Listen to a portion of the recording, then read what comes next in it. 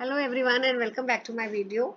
इस चैप्टर का जो कॉन्सेप्ट्स हैं वो हम लोग सारे कवर कर चुके हैं प्रीवियस वीडियोस में।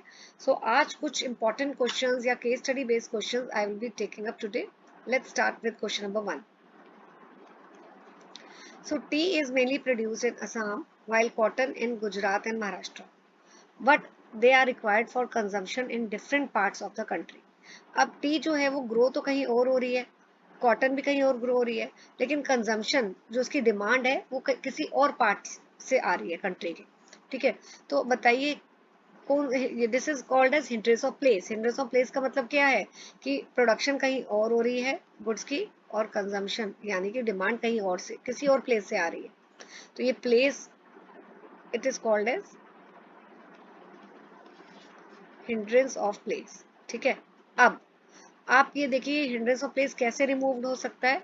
It is removed by transportation. ये हम लोग सब कवर कर चुके हैं, सिर्फ क्वेश्चंस आज हम लोग ले रहे हैं। तो अगर आपने वीडियोस नहीं देखी है बेसिक कॉन्सेप्ट्स की, please go and watch the videos first. कौन सी बिजनेस एक्टिविटी के अंदर ये आएगा? It will be covered under the what? Commerce आप लिखेंगे, और कॉमर्स के अंदर आप लिखेंगे इसमें ऑक्सिलरीज टू ट्रेड।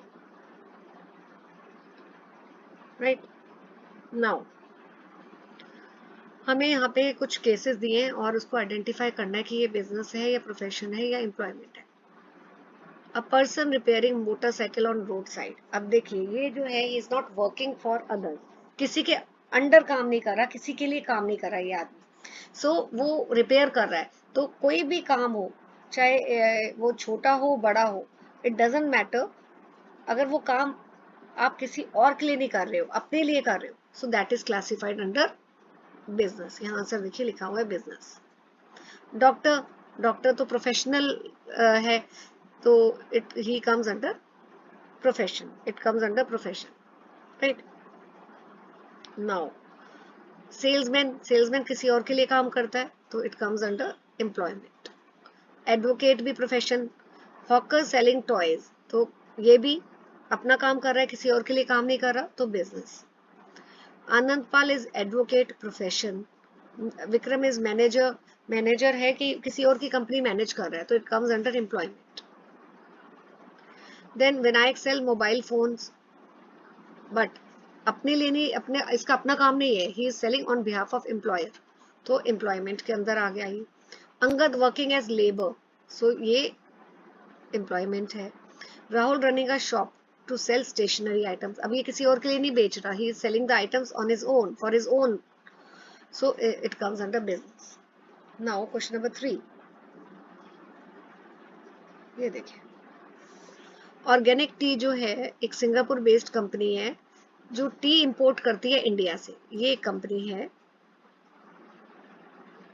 पहले क्या करती है, ये इंपोर्ट कर रही है। इंपोर्ट मतलब परचेज कर रही है, कहाँ से? इंडिया से। ठीक है, इंडिया इज सेलिंग, और बाद में ये क्या कर रही है, एक्सपोर्ट कर रही है साउथ ईस्ट एशियन कंट्रीज को। तो ये किसके अंदर आता है? ट्रेड हमने किया था, होलसेल हमने किया था कि internal trade, external trade. Internal external में आपके 3 टाइप्स थे, इंपोर्ट, एक्सपोर्ट, एंट्री पोर्ट। तो ये देखिए ये लिखा हुआ है इसमें एंट्री पोर्ट। ये कौन सी ट्रेड होती है जिसमें पहले एक कंट्री इंपोर्ट करती है, और पर्पस क्या है कि पहले आपने एक कंट्री से गुड्स ले लिए और उसके बाद वो गुड्स आपने दूसरी कंट्री में एक्सपोर्ट कर दी थी। So name the type of trade, it is entry port. Okay, name the aids to trade. यहाँ पे आगे लिखा है it has huge godown near the sea port for storing tea till it is re exported. तो अब जब ये India से गुड्स इंपोर्ट करती है, टी इंपोर्ट कर रही है, तो जरूरी तो नहीं है कि एकदम वो एक्सपोर्ट भी कर रही हो आगे, तो उतने टाइम पीरियड के लिए टी को एक गोडाउन में रख दिया जाता है। तो क्वेश्चन में पूछा है कि name the aids to trade. Aids to trade है warehouse services, and warehouse services जो है किस यूटिलिटी को क्रिएट करती है? Time utility. वाई? क्योंकि देखिए टाइम गैप है, आपने इंपोर्ट तो कर लिया आज, ठीक है, लेकिन एक्सपोर्ट आप जरूरी नहीं है अभी कर रहे हो, आपने दिसंबर में इंपोर्ट किया और अप्रैल में एक्सपोर्ट कर रहे हो, तो ये टाइम है, टाइम गैप है। इस टाइम गैप को कौन रिमूव करता है? गुड्स को स्टोर किया जाता है वेयर हाउस में ताकि गुड्स खराब ना हो, है ना। तो अब जब वेयर हाउस गुड्स को स्टोर कर लेता है, टाइम गैप को रिमूव कर देता है, तो हम बोलते हैं कि वेयर हाउस ने क्या क्रिएट किया? Time utility. Now next question, हमें इनको कैटेगराइज करना है एक्सट्रैक्टिव, जेनेटिक, मैन्युफैक्चरिंग इंडस्ट्रीज में। एफॉरेस्ट्रेशन, देखो यहाँ पे एफॉरेस्ट्रेशन है, तो हमने टाइप्स ऑफ इंडस्ट्रीज में किया था बेटा कि प्राइमरी, सेकेंडरी, टर्शरी इंडस्ट्रीज है। तो आप इसको ऐसे भी लिख सकते हैं कि जो एफॉरेस्ट्रेशन है वो प्राइमरी इंडस्ट्री के अंदर आता है और उसकी सब क्लासिफिकेशन है एक्सट्रैक्टिव इंडस्ट्री।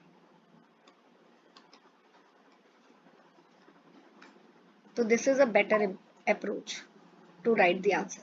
यहाँ पे सिर्फ लिखा हुआ है एक्सट्रैक्टिव, ठीक है।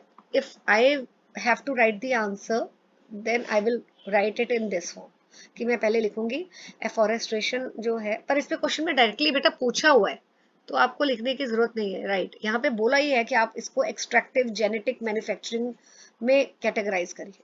लेकिन अगर ऐसे पूछा होता कि categorise the following into the industries, तो फिर मैं इसको ऐसे लिखती कि पहले जो मेन हेड है वो प्राइमरी है और जो सब हेड है वो है एक्सट्रैक्टिव।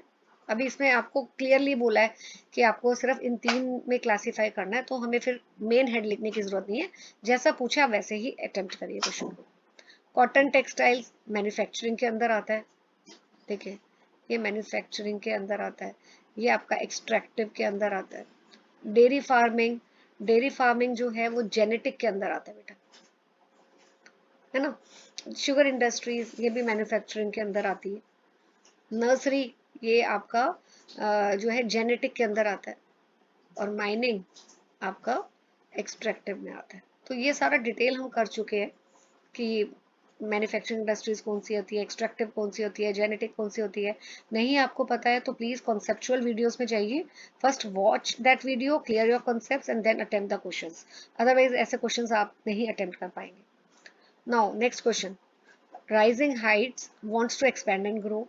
अब उसको फंड्स चाहिए लैंड एक्वायर करने के लिए, मशीन लेने के लिए, तो कौन से, और साथ में इन एसेट्स को जब कंपनी एक्वायर करती है तो बहुत रिस्क भी है इन्वॉल्व, क्योंकि बहुत कॉस्टली है ये चीजें। तो कौन से हिंड्रेंस की बात की गई है?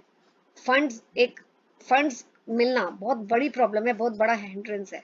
So it is talking about hindrance of finance. और कैसे रिमूव हो सकता है बेटा? By banking and financial institutions. दूसरा हिंड्रेंस है, रिस्क की बात की गई है, ये कैसे रिमूव होता है? Through insurance. डिटेल में हमने कॉन्सेप्ट्स में एक एक चीज पढ़ी है। नाउ अब Ramesh sells winter wear in the month of December, January, February, लेकिन इन मंथ्स में वो सारा अपना जो गुड्स हैं, विंटर वियर है, नहीं बेच पाया, and he is not able to sell his complete stock. तो किस हिंड्रेंस की बात की गई है? अभी गुड्स की प्रोडक्शन या जो है वो एक डिमांड जो है एक मंथ में हुई है, लेकिन सारे गुड्स आपके नहीं सेल हो पाए, तो अब there is a problem, how, where to stock the goods, where to store the goods. So which hindrance? Hindrance of time, hindrance of time की बात की गई है, राइट। और ये कैसे रिमूव होता है? hindrance of time through the warehouse, storing the goods in the godown, right। now Rajni एक हाउसवाइफ है जो यूटेंसिल्स एक्सचेंज करती है for old clothes on a regular basis. Is it business? देखो बिजनेस का एक इंपॉर्टेंट फीचर था कि it has to be done on a regular basis. ये रेगुलर तो कर रही है, लेकिन इसमें एक बहुत इंपॉर्टेंट एलिमेंट बिजनेस का एक मिस हो रहा है, that is business is earn for with the profit motive, जो यहाँ नहीं है। रेगुलरिटी तो है लेकिन प्रॉफिट मोटिव नहीं है। वो कपड़े दे रही है पुराने और बदले में उसको यूटेंसिल्स मिल रहे हैं। तो इसलिए क्योंकि यहाँ पे element, this element profit motive is not present, it is not a business. Okay, So I'll be covering next question in the next video. Thank you for watching.